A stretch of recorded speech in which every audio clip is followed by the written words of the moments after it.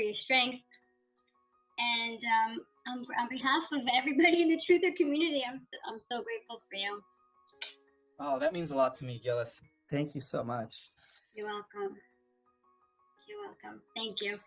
And I just finished taking your course. I took a September course, and it was fabulous, fantastic. It is such a chill environment. You and Taylor make it so much fun. You guys bounce off each other so well.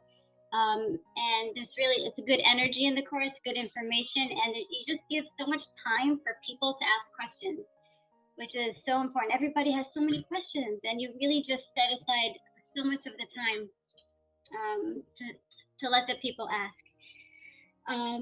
So, are you ready? I am.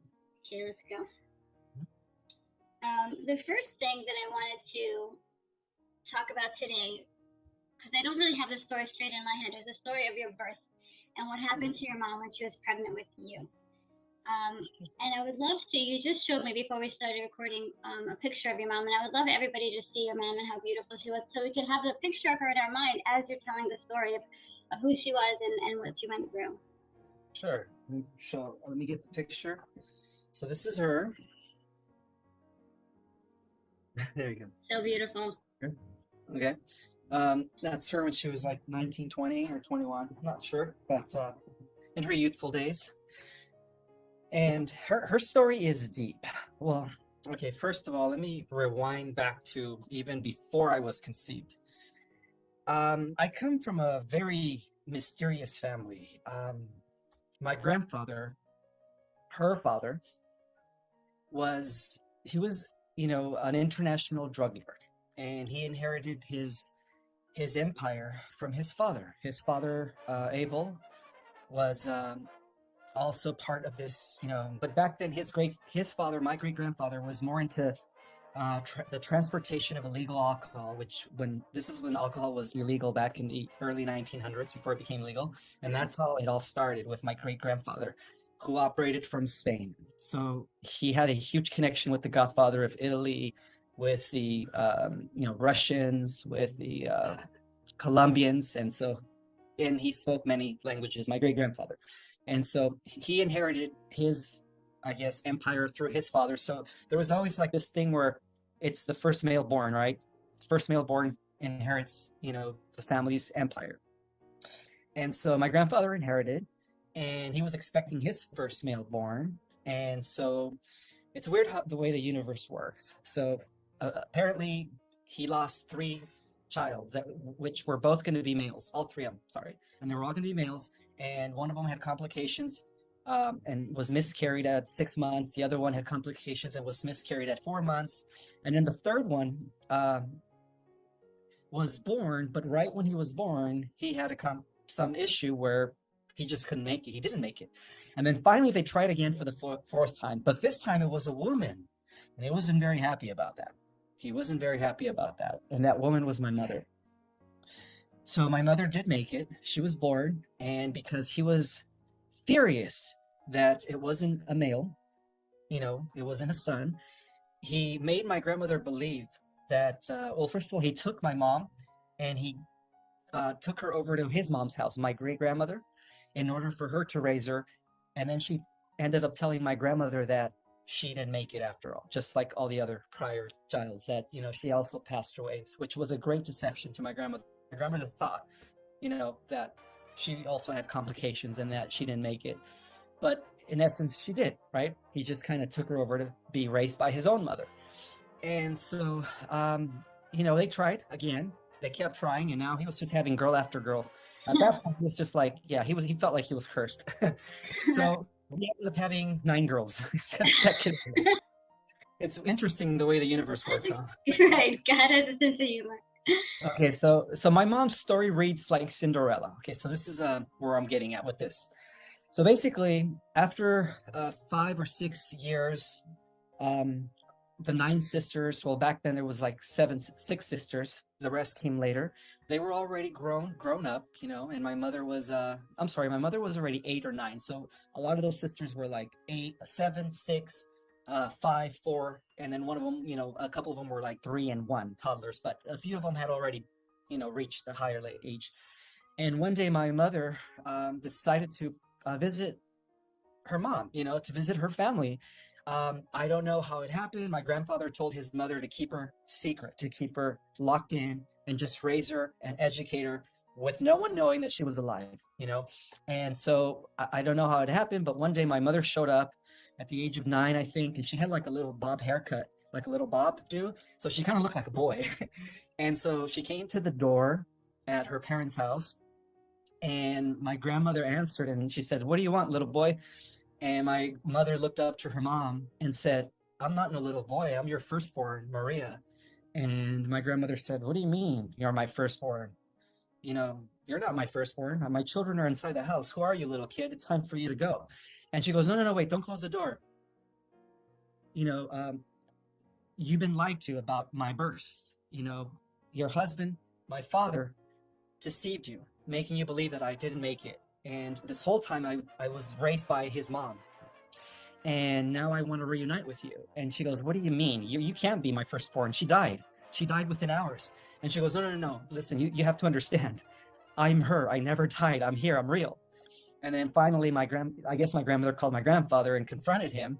And he just, he confessed at that point. He goes, "Oh yeah, I forgot to tell you. I kept that from you for all these years." But see, the thing is he was in a position where he was very dominated over his wife and all, his children. And so whatever he told his wife, she had to believe him cold turkey because of his power and his money, Right. because of his status. And so she was like, "Why did you lie to me? I can't believe, you deceived me about our firstborn and you gave her over to your mom to be raised in secret, just." So it caused issues, of course, but, he put her in her place because of his power. And so they did allow my mom to move in eventually, but they treated her like a maid. Yeah, they actually, because they did have several maids. He was a multimillionaire back then and big mansion, and that's why we had like deers. That's why I talked about how I grew up with a lot of animals when I was a kid. Like we had horses, we had cows, we had chickens, we had deers. Like we had a baby deer. I called her Bambi. I named her. Um, and so we had all kinds of animals. And so she was treated like Cinderella. They would literally make her sleep on the floor. She didn't have her own room, even though the house had 10 rooms. Two of the rooms were given to two of the maids, and they had beds, but for whatever reason, they wouldn't allow my mom to sleep on a bed. They told her to sleep on the floor in the corner somewhere. Yeah, because there was no room for her. And so at the same time, when they all would go out, and her and her, I guess back then 5, 6 sisters, for family dinner or something, they would never take her. I guess my grandfather was embarrassed of her. And so she would always be in the house and they would always give her chores to do. So they literally treated her like Cinderella. She was constantly cleaning, constantly picking up after their dishes, constantly picking up after their young sisters. And even as they had more children, as they grew up, all the sisters would envy my mother because of her natural beauty, you know, and they would treat her like shit. They would gang up on her and beat her up. So from the beginning, my mother had it very hard. Not only was she rejected by her own family, but she was never included in the family. In the family thing. She probably died of a broken heart. Do you think that's what? Oh, that was just the beginning of her suffering. There's more. Yeah. So the whole point is that she's always been the black sheep of the family, but yet she's the one who inherited all the gifts of like clairvoyance. She was a medium. She was a precog. She would see things before they happened, like a prophet. She was like a prophetess. She had amazing medium and psychic gifts. And this is hereditary because my grandfather's mother had them. My grandmother's father and mother had them. And so I come from a family of people who have these, that were mediums. And so that's why it's hereditary. And none of her sisters inherited it except my mom. She inherited all the spiritual gifts. Wow. And,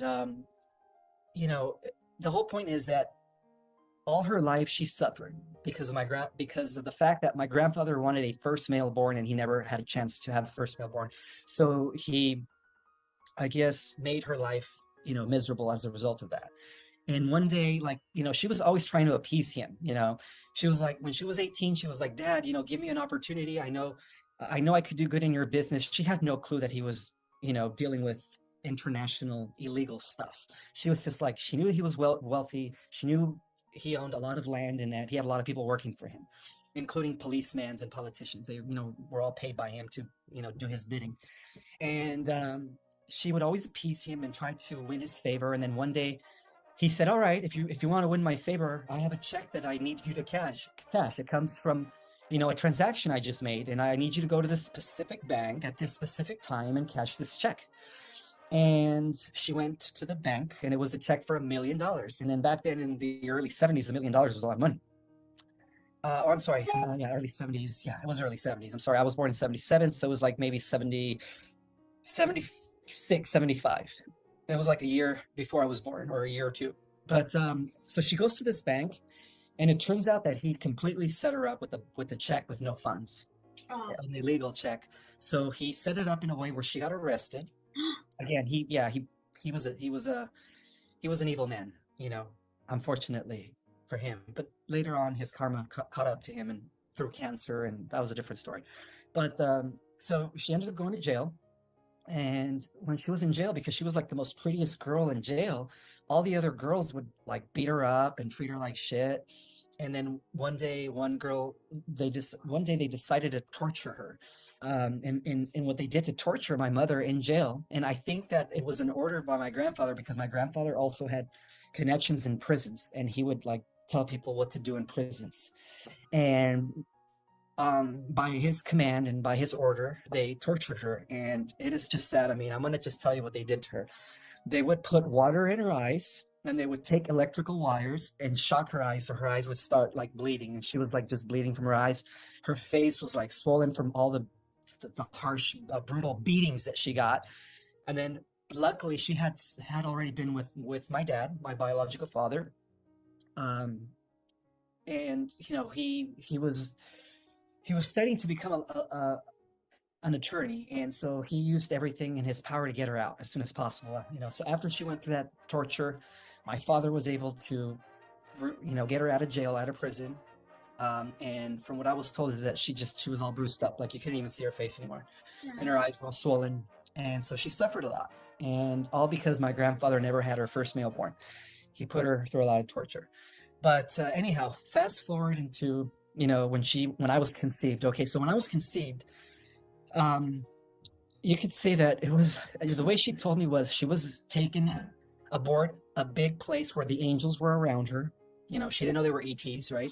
She called them angels. At the time of conception or after conception she was taken? Well, first she told me she had a dream. She had a dream that Michael the archangel descended upon her and conceived her. But then he told her to make my father think I was his. Similar to the situation of Mary and Joseph when they had Jesus. Yeah.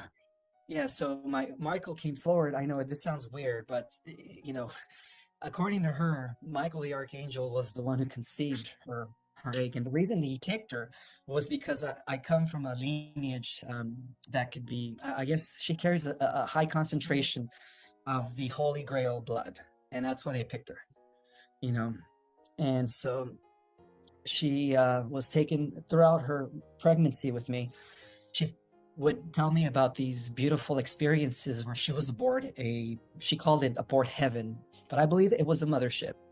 And she says that all these luminous beings, angels, were around her, and they were monitoring my growth.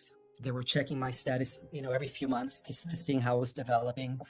And that they told her they would always bless her, put their arms on her stomach, and they informed her that I was, that I was different, that I was going to be part human, part, celestial. And that my purpose here had a lot to do with a future war, the final war against evil. And that I was going to be a huge component in that, final victory against evil. And so from my childhood, she would always tell me that I was different, that I had a gift, that, my DNA is not of this world, and that one day I was going to help millions of people. And that's what she told me, that one day I was going to help millions of people.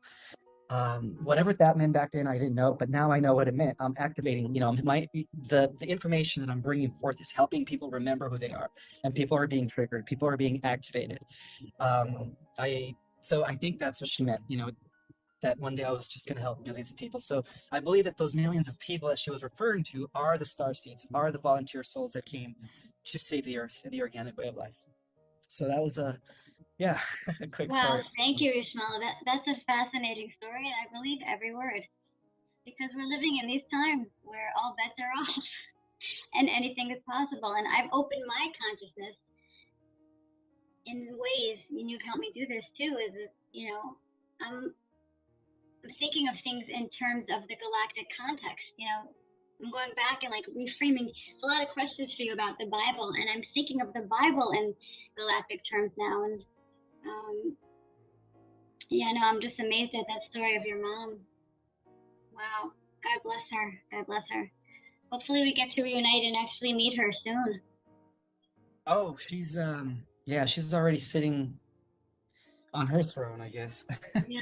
Do you contact with her? Do you have dreams about her?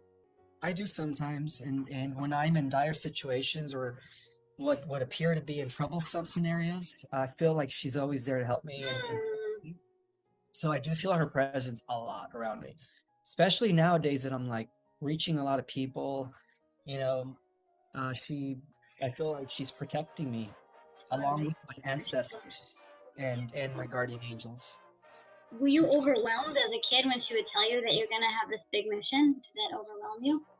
I didn't quite understand it then. I just felt like, all right, whatever you said, Mom. Okay, you were chill about it.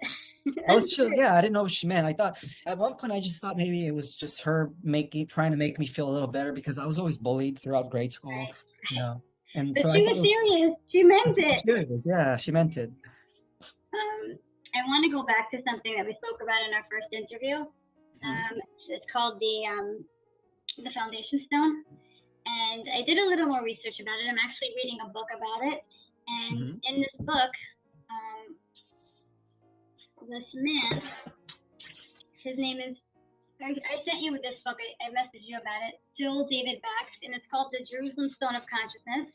And he says that underneath the Dome of the Rock, they call it the Dome of the Rock because of the stone of the foundation stone. And he says in this book that the Kabbalah that is passed down is that this stone was where Adam was formed, where Jacob had his dream, where Isaac was bound. There's like a lot of biblical events happened on the stone, and the two temples were built around the stone. So he says that the stone is to the galaxies what each of our pineal glands is to us. Meaning that when we activate our pineal gland, we release endogenous DMT. Like we can create our own DMT and open up our consciousness and with the pineal gland when it gets activated. So he says the more people activating their pineal glands, we actually activate this stone, and this stone is what will expand the consciousness of the galaxies. So I understood from this that I think we're the hub of the galaxy because of the stone. Makes perfect sense. That ties into all my research and everything that I've been teaching. So what are you going to do about the stone? How are you going to get the stone? Well, I think it's I think there's a relationship between our own activation of our own third eye chakra, pineal gland. With the activation of our own pineal gland, I think we are going to activate the stone, which is the pineal gland of the entire galaxy. Yeah. So how do we? What are ways? Sorry to interrupt you, but what are ways that we could activate our pineal gland? There's different ways. I've been doing Kriya Kundalini Yoga, which is a technique that I teach at the end of my Starseed Cosmology course. Were you there when I taught it? Yeah, you were, right? Yeah. That's one way. Through this through the breathing. The conscious breathing, inhaling through your nose, holding it, and then exhaling it. Putting all your attention at the center of your eye, coiling your tongue backwards. That's one way of doing it. Do that 20 to 30 minutes a day. Your tongue is backwards. You're closing your eyes. You're putting all the focus in the center here. And you are breathing in through your nose, inhaling very slow, and to the point where you are just full of air and you can't breathe anymore, and you hold it for a second, and you just exhale with your mouth, also very slow. That's the fastest way of activating the pineal gland. And I think as more of us begin to do that, the Dome of the Rock, the stone within the Dome of the Rock, is going to activate, and that's just going to allow our entire galaxy to be reconnected to the cosmic currents, where every dimension is now going to be connected with each other to the point where we're going to have access to other realms. I think it's a portal that he was saying that this foundation stone is like this he said that all of life enters through it and all of death leaves through it. Mm-hmm. Which is, I don't know, it's crazy stuff. But I was saying before we started recording, Ishmael, that you should add this to your next book. All the stuff that you teach in your course, like with diagrams, because I wasn't writing it down. I was just watching you do it, and then I don't remember most of it. So, and I think so many people would benefit. So Thank you for that great idea. I will incorporate that in my next book. Okay, cool. Thank you. And he also says that, I wanted to read you this.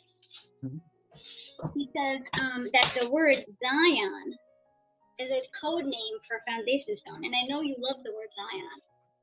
Mm-hmm. So it could be interchangeable for foundation stone. So when you see Project Restoration Zion, you could almost be talking about the stone. Okay, so Guru had a question for you. Mm-hmm. I don't want to forget. So I'm going to play it for you. Mr. Guru. You ready? I sure am. Gila, I just have one question for Ismael. They talk about how they didn't invent new languages.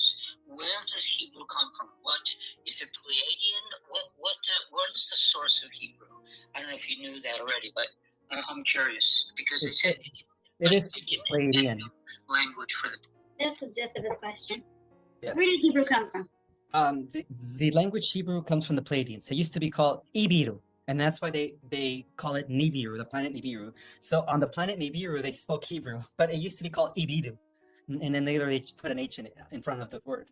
So it's definitely Pleiadian, and we're referring to the Iberian Pleiadians, not the Draco Iberians, the good Anunnaki, the Watchers, what the Bible calls the sons of God in the Book of Genesis. Wow, you like blow my mind every time I talk to you. Was it true? I had once heard that the Pleiadians abandoned us, and that's why they feel they have to come help us. No, it's not that they abandoned us. They actually stayed from behind the scenes to assist us in the war against the Babylonian Luciferian cabal. They've always been around from the operating from the fifth dimension. They are actually the angels in the Bible. And every religious text talks about the angels that would assist us, that would guide the prophets, that would direct us, that would sometimes appear to the sages and the seers and revelators. Those are all Pleiadians. Wow. And I just read in your book, I was reading your book yesterday again, and how in the desert, when the Israelites wandered, the cloud by day and the fire by night were like motherships. Were they? What did you say about that? They were spaceships, yes. They were spaceships. Exactly. That's what I'm talking about. Like, all this Bible stuff is now in a galactic context for me, which is so cool. And then I have this friend, Esther, who always messages me. She's like, the third temple is going to be a mothership that comes down. That's right? The New Jerusalem. That's the mothership called the New Jerusalem. Yes. And it's already parked within our atmosphere. With other motherships. Ready and waiting. Oh, and then I was thinking about the high priest in the temple, the first and second temple, wore a breastplate of 12 stones, each one for the 12 tribes, 12 crystals. So I was then thinking that was like crystal technology to interface with God. Like they used it to get answers. They would ask it a question, and I was thinking, like, I don't think of it as ancient anymore. I think of it as they had technology back then that we lost and we're trying to retrieve. Yes, that's accurate too. Yeah, and the 12 also is symbolic to the 12 cosmic rays of power, which is something that I recently put out that is completely related to the Holy Grail lineage. The Knights of the Round Table of King Arthur, the Council of 12, the 12 Apostles. All that stuff is related to the governing system of the Brotherhood of Light, of the Order of Melchizedek.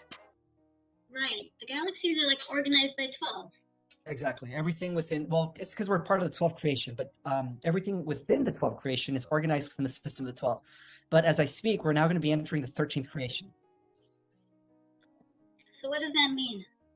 That means that we're moving from the system of the 12, the Council of 12, to the system of the 13th, which means that we're going to be part of a new universal program where everything is now going to be, because there's a new ray that is being born, and that ray is already living among us. It's embodied, and that ray is going to be symbolizing the 13th, which means that instead of having 12 houses of the zodiac, now we're going to include the 12th and the 13, which is the hidden, the one.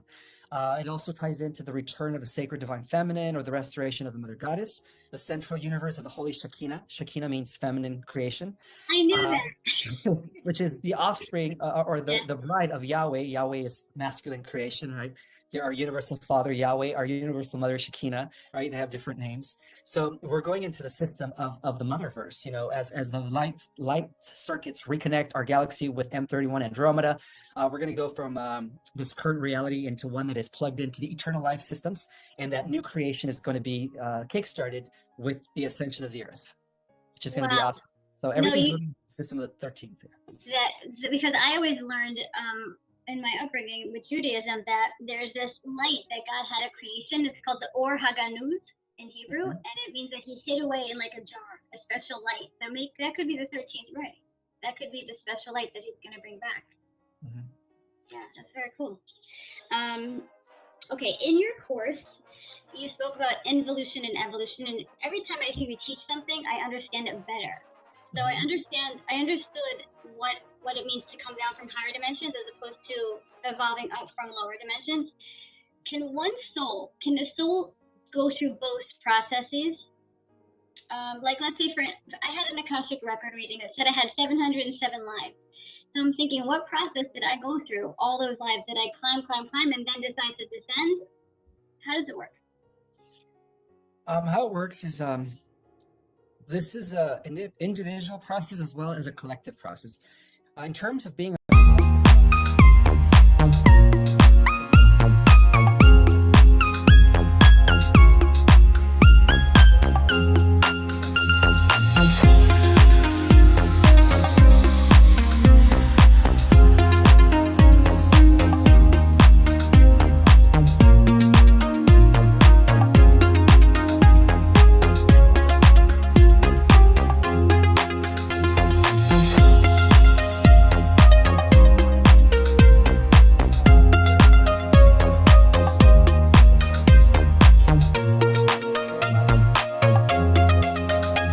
lowering our frequency, we become denser and denser, and that's also called the involutionary process, as we become less connected with everything, right? So that we could remember eventually that we are one with everything. So that's the great illusion that comes with the involutionary descent process, is that we begin to see everything as separated as we go into the lower dimensions.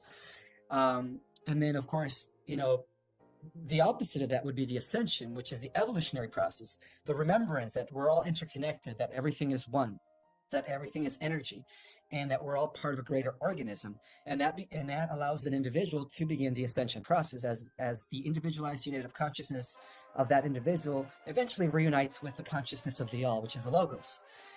So those are two different examples of that. So it is possible that many of us have undergone both the involutionary descent process and the evolutionary ascent process over and over and over, and that determines the wisest of souls. Those that have completed that process, I guess more times than those that haven't, are the wisest of souls in the cosmos.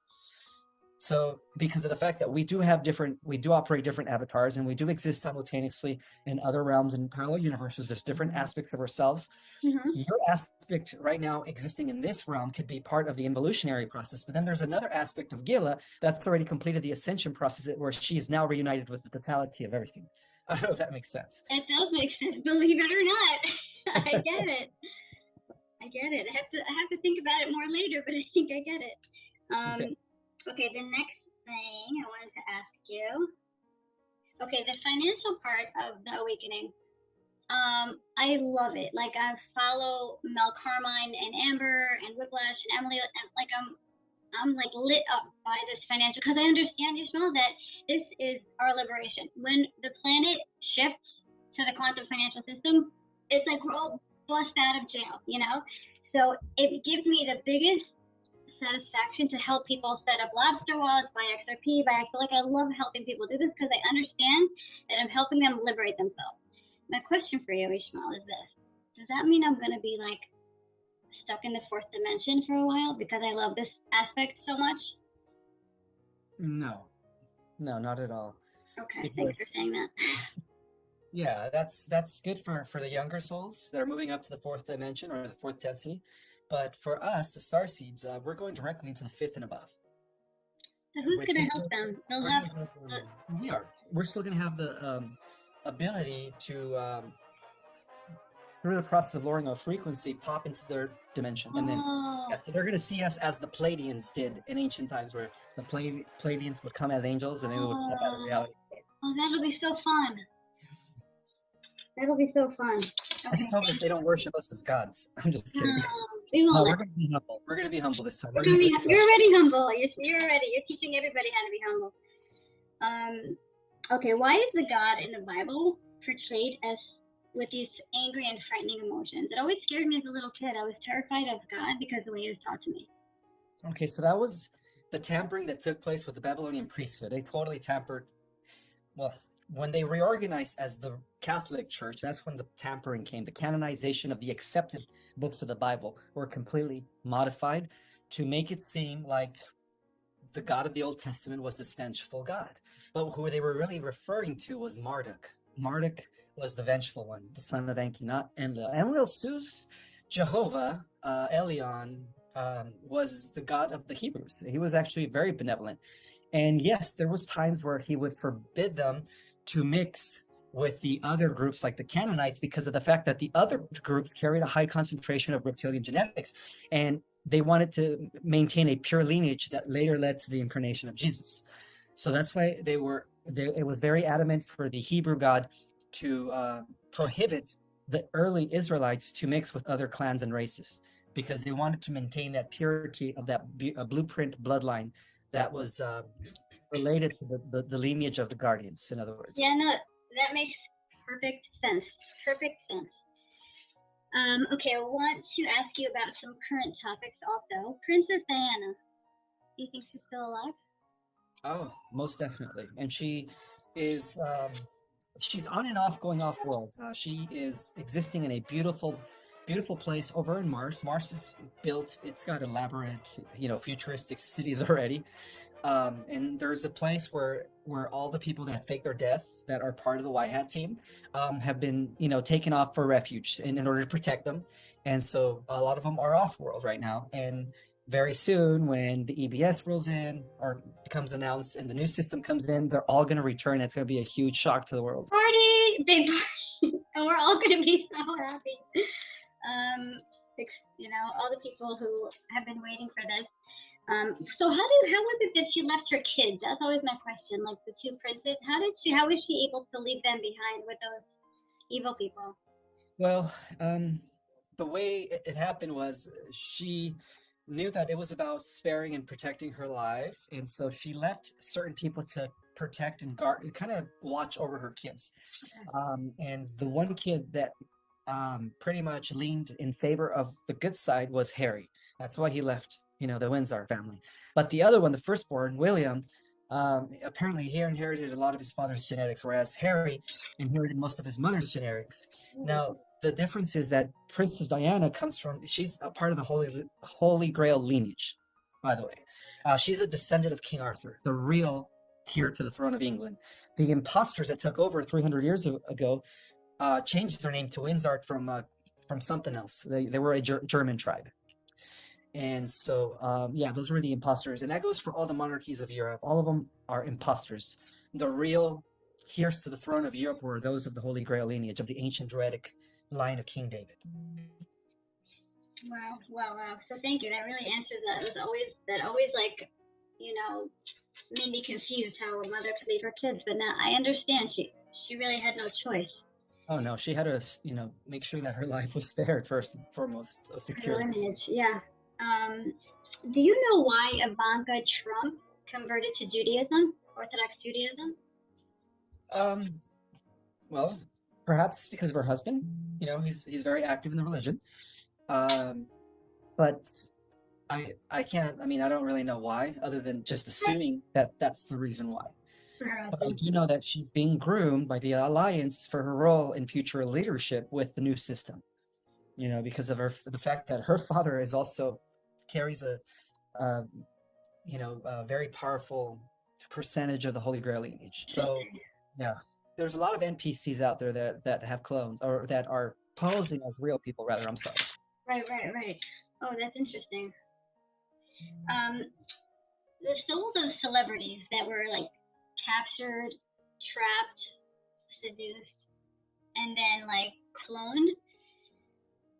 It makes me so sad because it's like I loved Oprah, I loved like Ed Sheeran, all these people. Like their soul, where is their soul, and can their soul return to God? Like, what does it mean? I've heard people say their soul got trapped. Is that true? Oh, that could be because they are clones. Most of the celebrities are cloned, by the way. Where's the original soul? Where did the original soul of them all go? It's being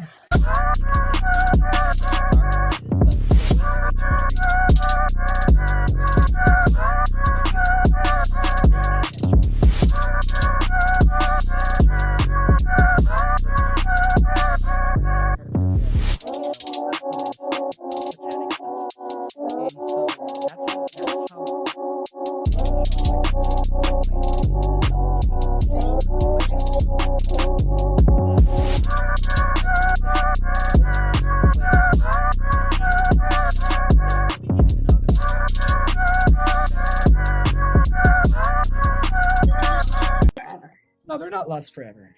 No. Okay, good.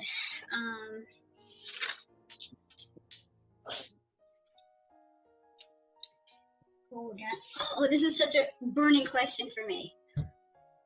There's still people out there. Like, some people understood right away what was happening in the world, and some people, like, I could talk till I'm blue, and like it's like I'm talking Chinese. Why is it that some people understand what's happening in the world, and some people, no matter how much you explain it to them, they just can't understand? Because some of those are NPCs. It turns out that over 40% of the population are soulless people that are being generated by the AI system. Kind of like the movie The Matrix. They have no connection. But this is my family and like my staff and like. I don't think they're NPCs. I mean. Or another reason could be is because they're just so indoctrinated by the media and their belief systems that it's kind of like it's impossible. It's impossible for them to even grasp anything other than what they've been told or groomed in. It's something possible. Go ahead. It's cognitive dissonance. They don't want to accept anything outside of the box. They're very comfortable in the box. Right, they get scared. They actually get scared when I start talking too much. So I see the fear. But I was thinking that the people who understand, is it possible that the people that don't understand, it's because they're like not starseeds. Like if you're a starseed, you understand what's going on, and if you're an Earth Terran, you don't. Does that make sense? Well, not all Earth Terrans. Some Earth Terrans are waking up. They're understanding. Right, so it's not really because of that. It's not because of that. It's because of it's how embedded and rooted they are in the deception. Where they even believe it so much to the point where they'll even argue with you about it. Get mad. They get mad. Okay, hold on. I have 3 questions from a friend of mine. You have a few more minutes? Yes, we have time. Okay. She asks, what will happen to the minor children of those that have been arrested or executed? To the little kids. The kids are innocent. The kids are going to be given the opportunity to live a good life. So they'll be fine. Okay. And then she said, Yeah, they'll be fine. Okay, good. She said, here's an egotistical question. Ismael says we return to 30 years old and keep these avatar bodies for eternity. What if we're not entirely happy with this body, and can we manifest those changes? That's like a girl question. Once you activate your dormant DNA through the power of your mind and emotion, you will be able to morph into your ideal self. Interesting. I love that. I feel like we could even do that now. If you really meditated on changing a certain part of your body. Oh, I have already. I'm going to be 45 next month, and I've already regressed the aging process. I never age again. You're showing off now. Now you're showing off. I'm going to be looking young forever. You will be. We all will be. I believe that. I really believe that. And she says, the last thing she says, if we choose to return to our original star system while ascended, do we get a new avatar to match the original star family to fit in? Or if we're star seeds who volunteered, is it our soul contract to stay in Ascended Terra? I think did you get that question? Not really. Okay, she was saying that, can we go back to our original star system after ascension? Like, let's say. Oh, yes, that's going to be your choice. So. And do we get that avatar? We go into that to match that planet. Well, what's happening is when the ascension takes place, we're going to be undergoing what I call a multi-dimensional integration. So all the different avatars that exist in the higher realms are going to integrate with your current avatar. So through the power of your mind, you can morph into that aspect of yourself that existed prior to incarnating on the earth. And you're going to have the choice to either stay on the earth, which is going to be now the hub of the multiverse, right? The new primary kingdom of all existence, or you're going to have the choice of going back to your home planet. Yeah, that's going to be up to you. Well, what are you going to do? I'm going to stay here on this earth. Yeah, this is my new home. So you said you missed your other home. Didn't you post it the other day? You missed your other. I miss planet Avion in Lyra, but this to me, this is going to be the new Avion. Beautiful. What made you miss it? Was there something that happened? Well, from my memories as King Amelius in Avalon 2, Avalon was the second civilization in Lyra that we established. I just have memories of just how wonderful our society was. Everybody was very spiritually advanced. We had no external technology. Everything was done through the power of our consciousness. Similar to the movie The Avatar, we were all in a symbiotic fashion connected with the ecosystem and all living things. And just like in the movie The Avatar, we did have a tree that was like that held. I love that tree. I know that held all our ancestors and all of life contained within that tree of the planet. And I just miss my home. I miss the beautiful oceans, clear blue waters, the rivers, the mountains, and just the cultures, the advanced spiritual cultures that we built through the power of our thoughts and how we all lived in harmony. Every single person was a cooperating. Just like the trillions of cells live together, cooperate to make our bodies function. That's how we all lived in Lyra. Everybody contributed to the greater whole. It was beautiful. That's beautiful. It's real. It's a real utopia. Well, that's what we're bringing to this world.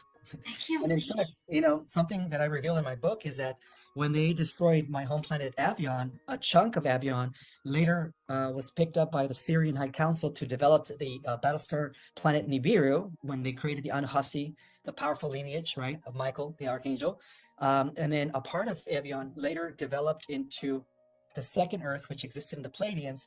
And then after that Earth was destroyed as planet Tiamat, it later developed into our current Earth. So it is believed that this Earth has a history that goes all the way back to Lyra.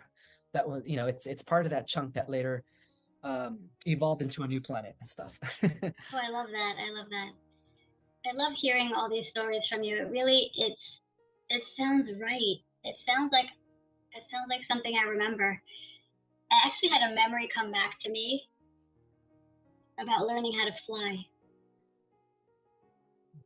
And it's not like a dream. It's not like I'm remembering a dream. It was like I'm remembering a memory. And I was with this other being, and this other being was teaching me how to fly. And we were laughing the whole time. It was so fun. I didn't see a face. I don't know who it was, but I was with somebody, and they were teaching me that when you fly, you go straight up.